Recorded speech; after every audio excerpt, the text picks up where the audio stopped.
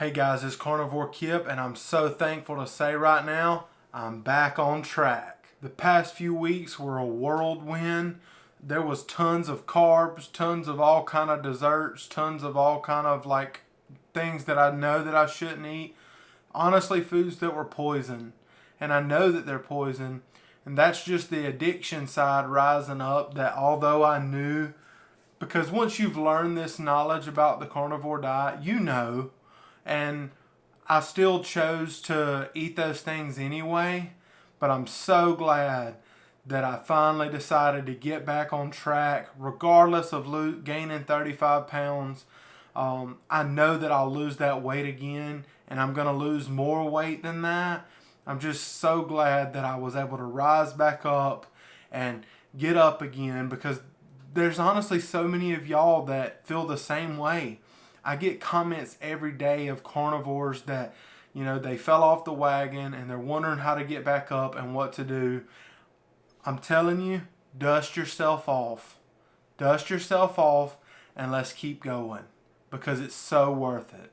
I can lay around and mope about the mistakes that I made yesterday, or I can be thankful from where I'm at today and the stand that I can take today, because what I done yesterday is in the past and I can't change it, but I can move forward for tomorrow and make today a better day so that tomorrow and every day after that can be a better day. During my time of binging and going off the rails, there were so many people that told me, hey, remember your why, remember your why. My daughter, she is my why for why I'm doing this. She's a little over a year and a half old now, and she's like the biggest blessing in our life that we could ever imagine. And, there's nothing we could have done to deserve her, but God blessed us with her.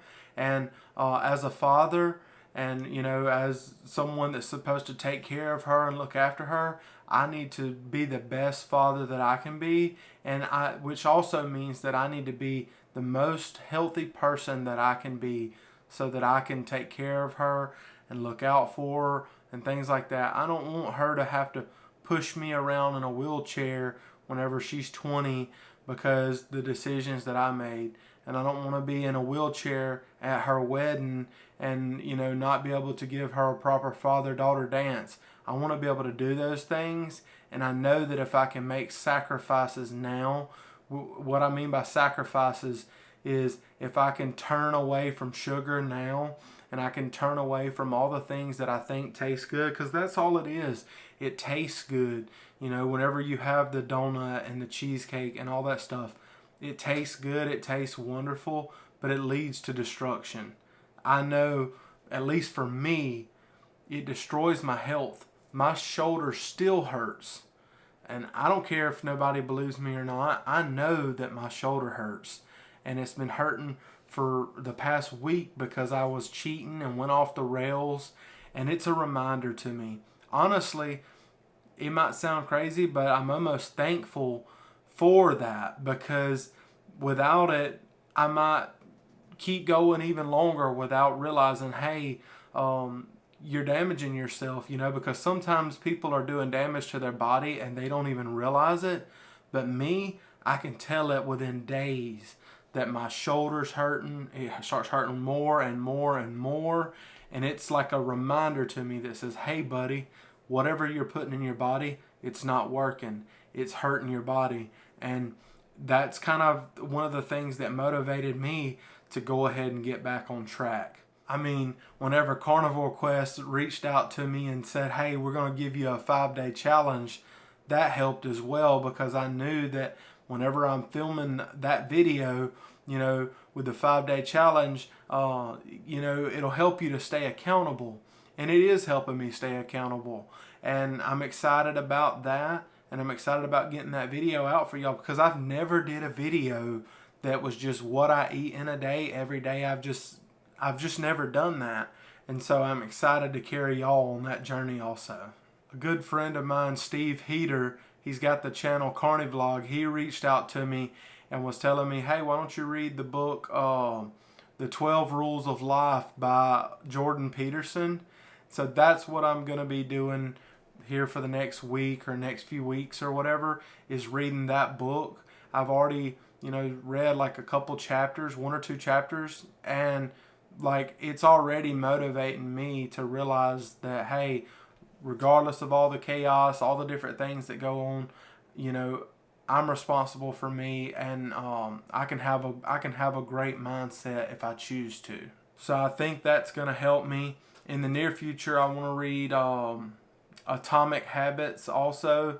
I can't even tell you how many people have told me to read Atomic Habits. And I know that, what's her name? Amanda. I know Amanda from No Carb Life. I know she loves that book. And I think Sean, Intentional Carnivore, loves that book. I have never read it, but like hearing them talk about it, the way that they have makes it seem like it will be worth reading. So from all the cheating that I've done, I've learned a lot about myself. And I've learned that even though I've done carnivore for so long, if I allow myself to get off plan for too long, like the old Kipp can rise up very quickly. And he is very, very self-destructive. And it makes me not care about the way I'm eating or just about anything. It just makes me care less about things in life and my health overall. And I don't know, I just feel like whenever I eat better, I perform better, I work better, I'm better, I'm a better husband. So many things get better whenever I fuel my body the right way. And I know that Halloween's coming up. And I know that Thanksgiving's coming up. And I know Christmas is coming up. And New Year's is coming up. And all that stuff's coming up. But if you're like me and you started around January and you've had amazing results, it's not worth throwing all those results away for the holidays. It's not worth doing it. I do believe that our ancestors, they may have packed on some pounds closer to the holidays, but I also know that they didn't have access to the things that we do. They may have ate more meat, ate a little bit more meat, and also stored more meat and, ate more berries and things like that. You know what I mean? Trying to get prepared for the winter. And that might be something that is in our minds to like prepare for the winter. But I know that they didn't have Dunkin' Donuts and Krispy Kreme, and they didn't have all that stuff that we have access to now, and we have access to the pumpkin lattes and all this other different things, and these milkshakes from different places, fast food restaurants and stuff. They didn't have that. So where they may have packed on a little bit of weight for winter, we're packing on tons of weight. Those of us that really struggle with our weight, like, dude, 35 pounds. 35 pounds I packed on that quick. And I know that a lot of it was water weight and retention, and I know that I'll lose some of it, but I know that some of it was fat. Some of it had to have been fat because I was storing fat. Like you might want to call it storing fat for winter or whatever you want to call it. But I was definitely storing fat. And it's not good. Especially whenever I weighed the kind of weight that I do already. I mean, I was almost 500 pounds and I went down to 382 pounds. And then I let myself get back up to 417 pounds just by, giving into those cravings and having fun. And what the most difficult part of it all was being on YouTube during that time. Being on YouTube and trying to be accountable and trying to make videos and encourage other people, but I'm struggling myself. And a lot of people, they won't tell you when they're struggling. They keep it to themselves and things like that. But like, I want to be real with y'all. I want to share the truth with y'all. And I want to tell y'all what's really going on in my life. And, because y'all are like another family to me. I know I'll never meet 90% of y'all. But I see y'all in the comments all the time. I recognize your if you've commented on multiple videos, I recognize who you are. And I don't get to comment to every person, but I try to scroll through as much as I can and see all the comments and all that. I see the good comments and I see the bad comments. I'm getting better about not caring about the bad comments. I'm having to learn to get thicker skin. But anyway, I don't want to go back to the beginning. I don't want January of 2024 to be like starting over where I was in January 23, because I want to be moving forward.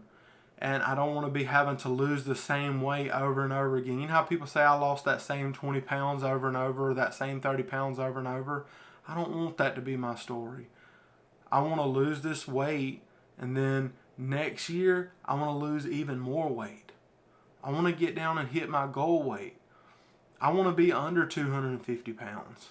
That's what I want to do. I'm 6'4". I got broad shoulders. I'm never going to be a baby.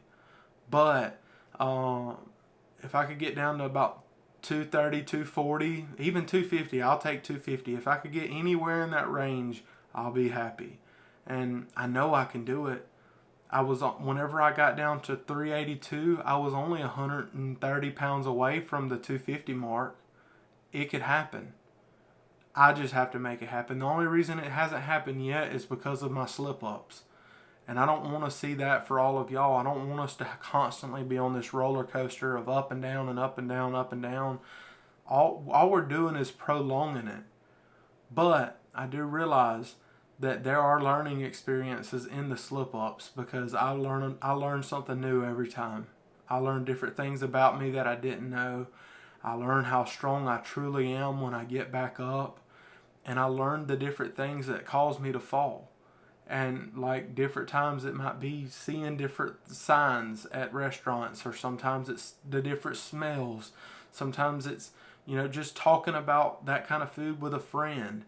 It's different things that trigger me, but it's all a learning experience. Every time that I stumble, I take note of it. Just like somebody, if they're training for, a football game, and they make mistakes or whatever, they don't just quit and give up and say, I'm never playing football again. No, they say, okay, this is what I done wrong. Let me go back and watch some film, see what I done wrong, and let me practice and do things to correct that.